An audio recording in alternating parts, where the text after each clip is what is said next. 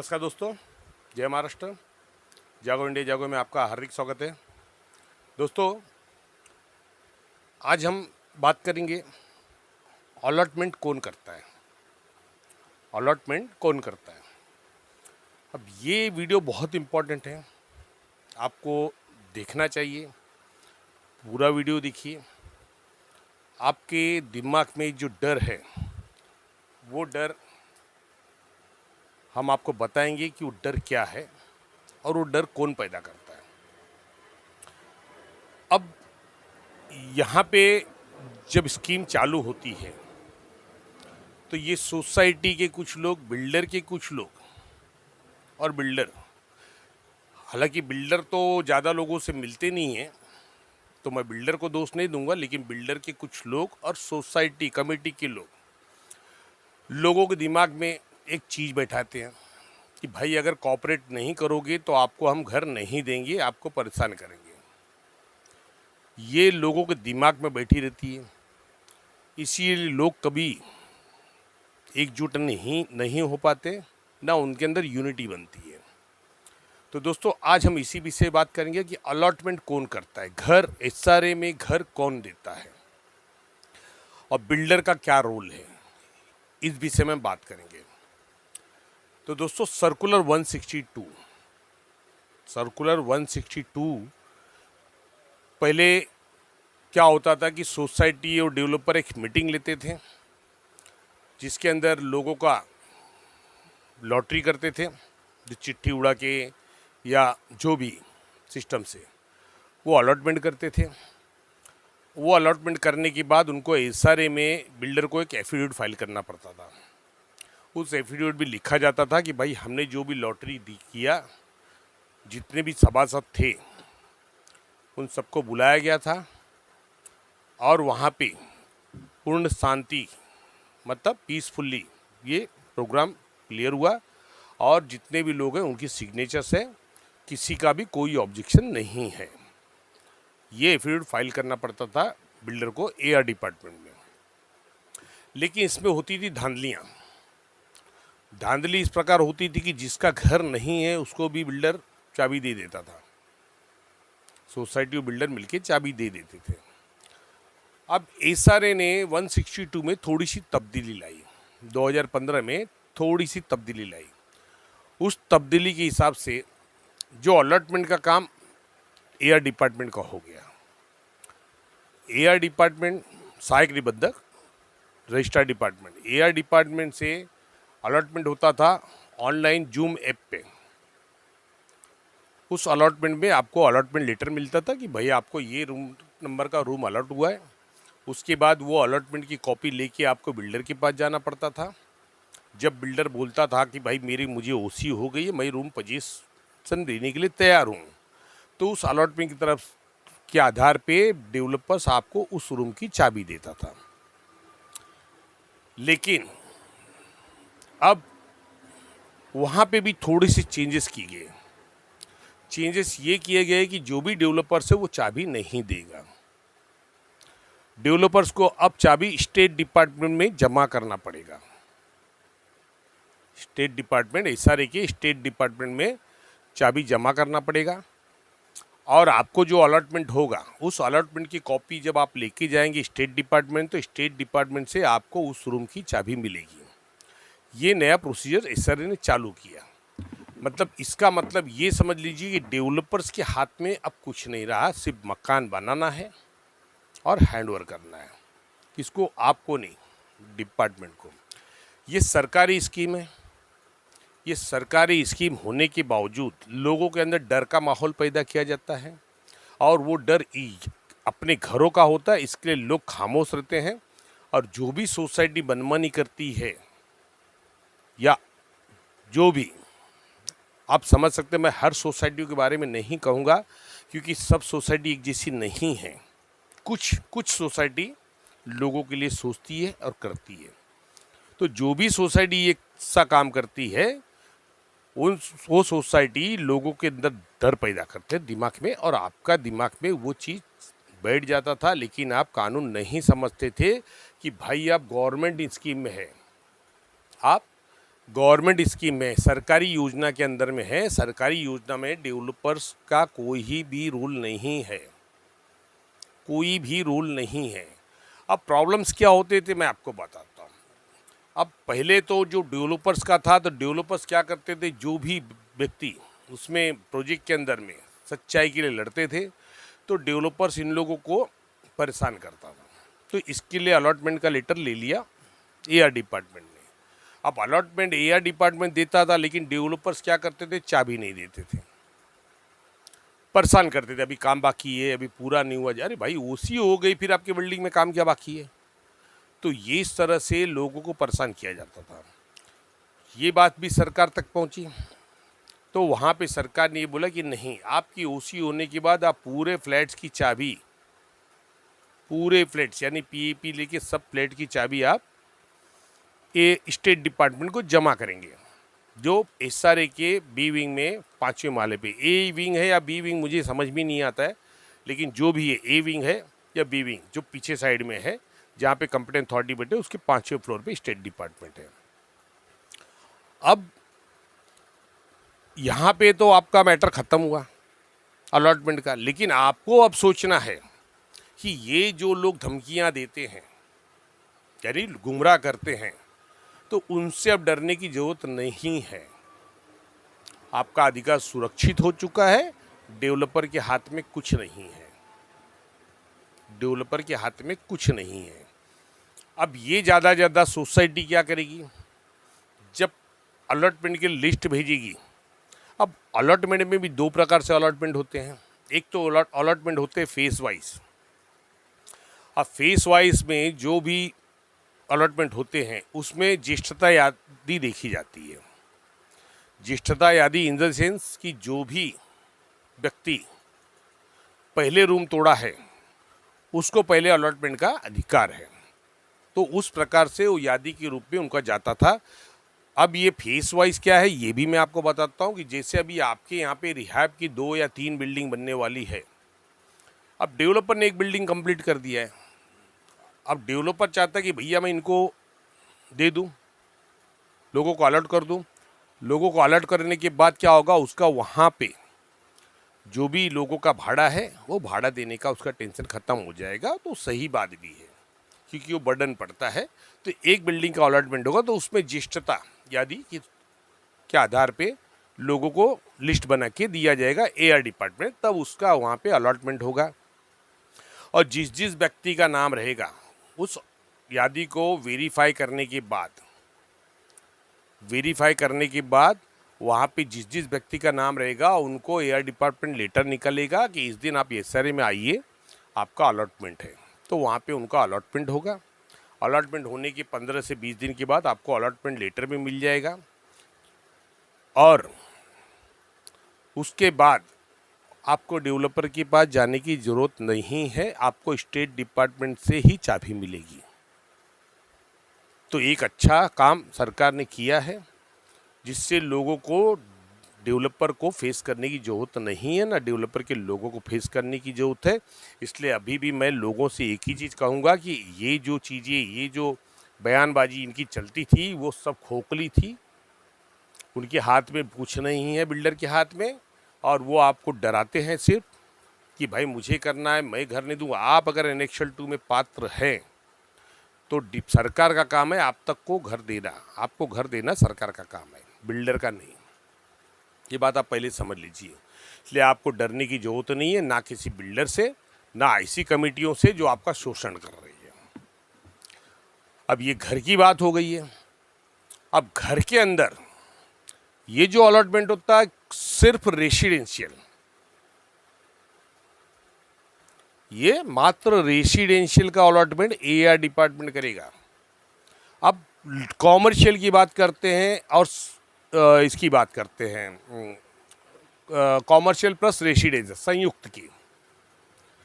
अब कॉमर्शियल और संयुक्त का जो भी अलॉटमेंट है, वो इंजीनियरिंग डिपार्टमेंट करता है।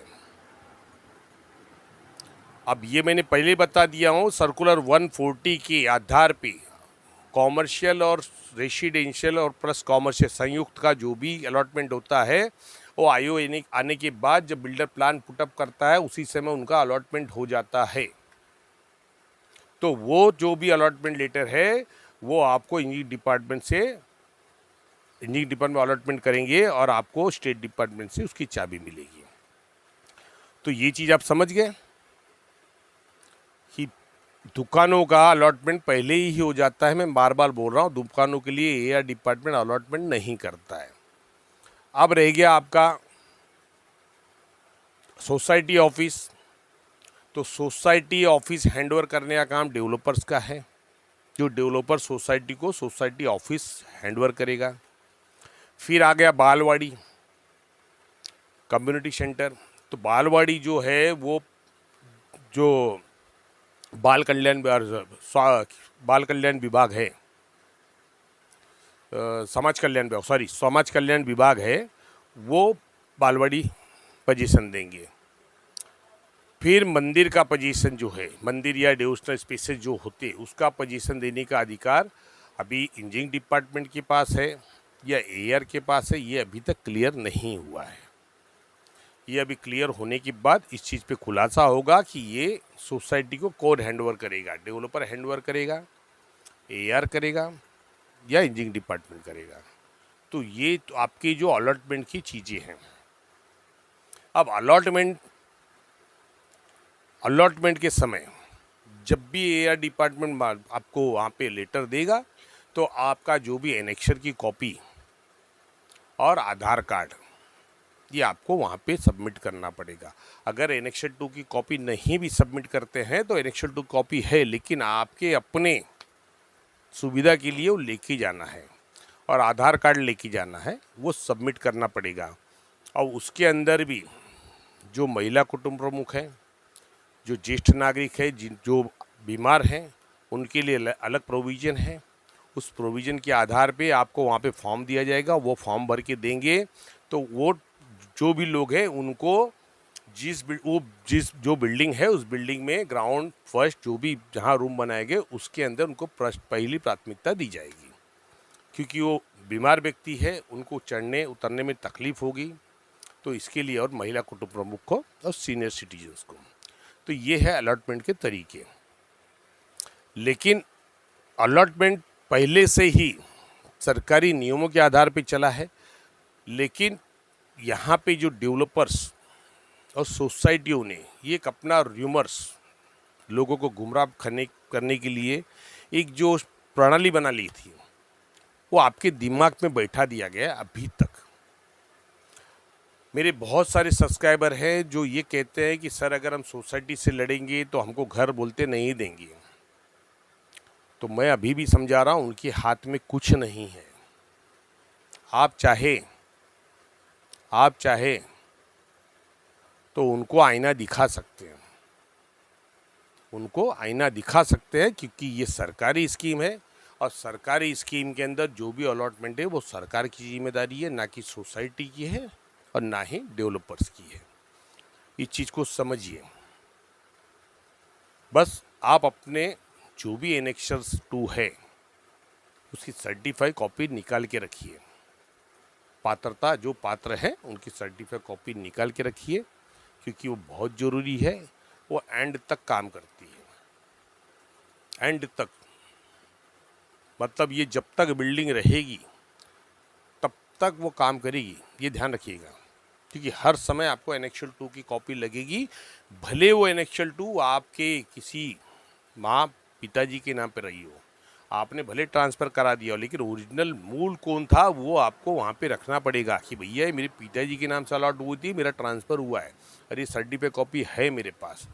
तो इस चीज़ों पे आपको ध्यान देना पड़ेगा, क्योंकि ये सारे स्कीम है। ये स्कीम के अंदर में ये जो कुछ कमेटियाँ होती हैं वो कमेटियों के कारस्तानी की वजह से, डेवलपर्स की कारस्तानी की वजह से आपका समय, आपका पैसा सब बर्बाद होता है। तो आपको कहीं जाने की ज़रूरत नहीं है। आप खाली एनेक्शल 2 की कॉपी निकालिए, निश्चित बैठिए, क्योंकि आपके पास सर्टिफाइड कॉपी आपने निकाल के रख लिया, आपको कोई भी इग्नोर नहीं कर सकता है। तो ये चीज़ आप समझिए और ये अलॉटमेंट का जो भी सिस्टम था हमने समझाया। अलॉटमेंट में आपको डरने की ज़रूरत नहीं है, बिल्डर का और कमेटियों का कुछ नहीं है। सरकारी स्कीम है, सरकार की योजना है, सरकार आपको अलॉट करेगी। तो दोस्तों अपना ध्यान रखिए और अपने डॉक्यूमेंट अपडेट करके रखिए। और जो व्यक्ति, कुछ लोग ऐसे हैं जिन्होंने झोपड़ी बाद में खरीदी है, लेकिन एनेक्शल 2 के पहले खरीदी है। एनेक्शल 2 के बाद अगर झोपड़ी खरीदी है तो दोस्तों मैं बार बार कहता हूँ कि वहाँ पे आपके लिए कोई प्रयोजन नहीं है। अभी तक कोई भी जीओ या जीआर नहीं निकला है। जीओ का मतलब ये होता है गवर्नमेंट ऑर्डर, और जीआर गवर्नमेंट रेजुलेशन, तो ये नहीं निकला है। अब ये देखते हैं कि ये जो विद्यमान सरकार है इस पे क्या निर्णय लेती है। कि सरकारी कुछ आदेश लोगों का अनहित करती है, लोगों को तकलीफ पहुंचाती है, लेकिन सरकार इस पे ध्यान नहीं देती है। मैं अभी आज फिर वही बात बोलता हूं कि